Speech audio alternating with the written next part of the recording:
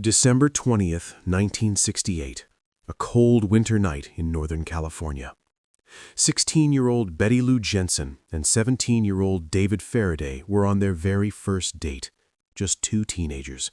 Nervous smiles, probably talking about music or school.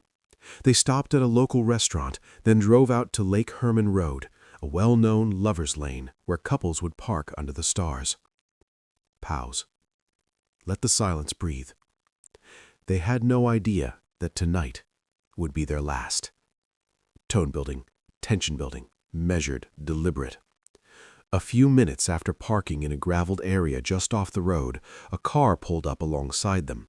The man inside rolled down his window and ordered them to get out. When they refused, and why wouldn't they refuse, the man stepped out of his vehicle, and he drew a .22 caliber pistol. Tone, drop you low here. But he didn't shoot them, not yet. Instead, he walked behind the couple's car and fired a single bullet into their rear left wheel housing, a warning shot, a sick, calculated message. Get out of the car. And terrified, they did, scrambling out through the passenger side door together. Tone, cold, clinical. Let every word land.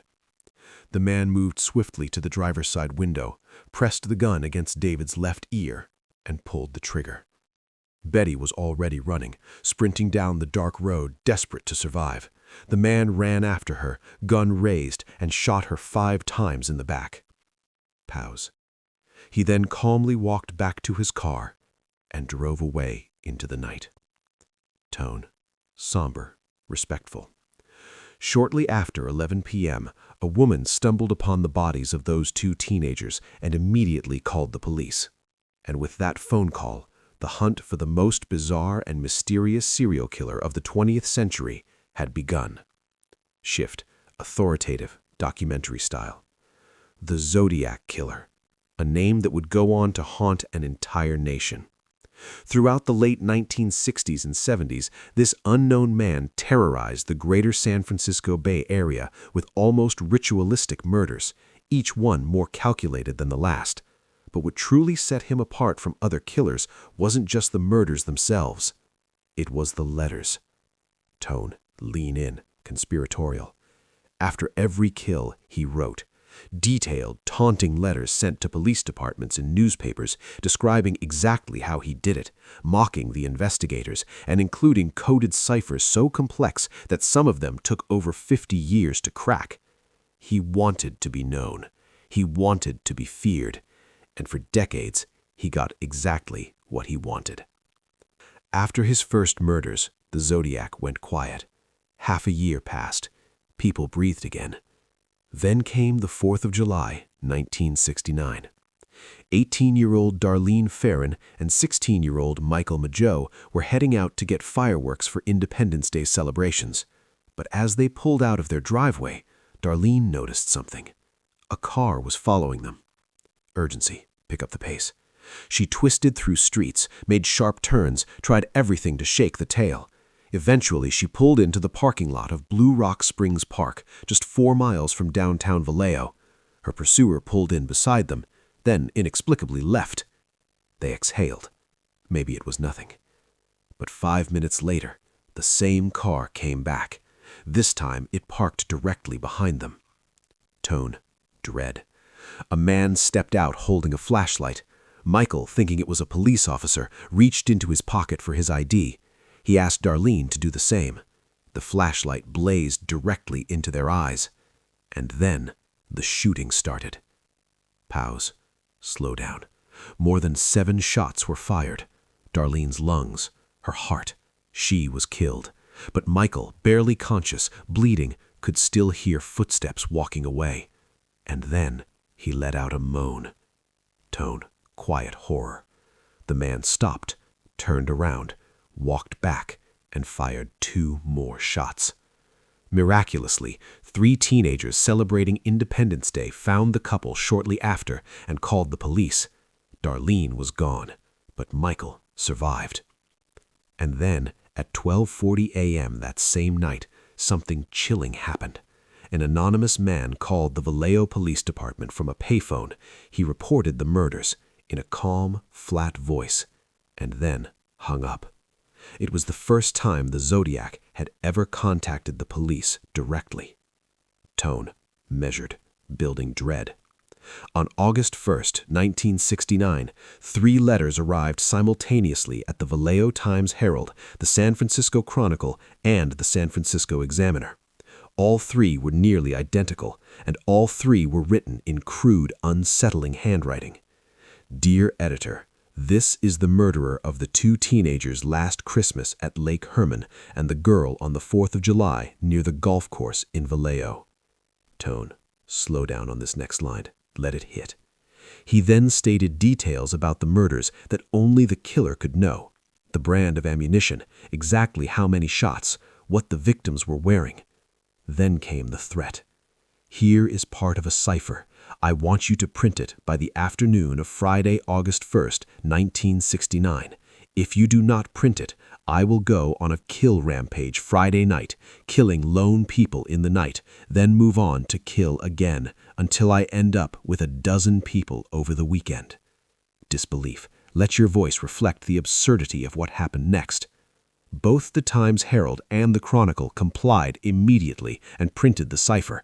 The NSA, the CIA, Naval Intelligence, all of them tried to crack the code and failed. Then a married couple, Donald and Betty Hardin, sitting at their kitchen table with their morning paper, cracked it in days. Dark, measured. Decoded, the cipher read, I like killing because it is so much fun. It is more fun than killing wild game in the forest because man is the most dangerous animal of all to kill. He went on. He described the thrill, and then, disturbingly, he explained that when he died, the people he had murdered would become his slaves in paradise. That was why he said he would never reveal his name, because if the police caught him, they would stop his collection. Grim, matter of fact, the crimes keep coming. 3 days after the cipher was cracked, a second letter arrived. This one signed the name that would become infamous. This is the Zodiac speaking. Beat. Let that land. And with that signature, a name born seemingly from a watch brand, a legend was born. Storytelling, slow and vivid. September 27th, 1969, Lake Berryessa. College students Brian Hartnell and Cecilia Shepard were having a peaceful picnic when Cecilia noticed a man walking toward them from across the field. Brian brushed it off, just another park visitor. Then Cecilia said, he went behind a tree. And then the man stepped out, within 20 feet of them, wearing a black executioner-style hood. On his chest, the Zodiac symbol, a circle with a cross through it. Disbelief. He demanded their money and car keys. Brian handed over his keys and, this is almost hard to believe, 50 cents. The man pocketed the coins, tossed the keys back, and then told them he was an escaped convict who had killed a prison guard to get free. Brian thought to himself, this man is a killer. Pause. He was right.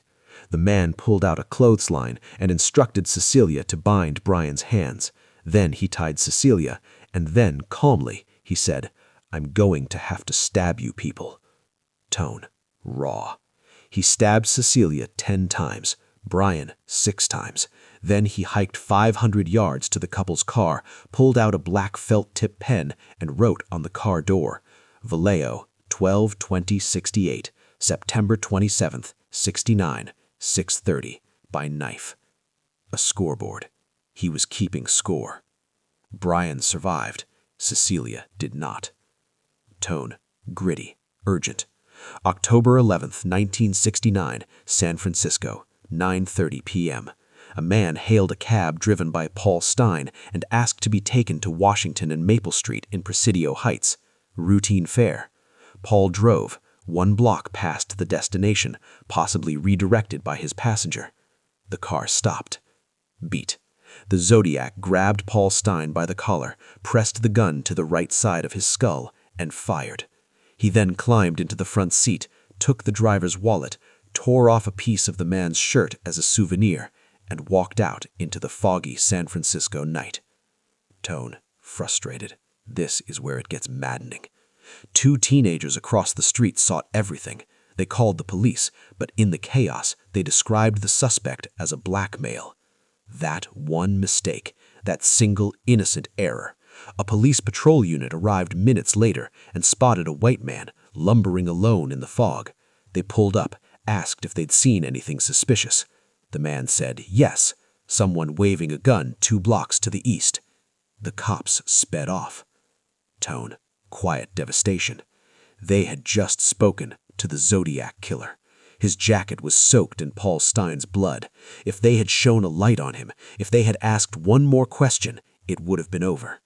Instead, he disappeared into the night. Again. Tone, cold fury, reading the letter. 3 days after the Chronicle received another letter. Inside, a piece of Paul Stine's blood-soaked shirt.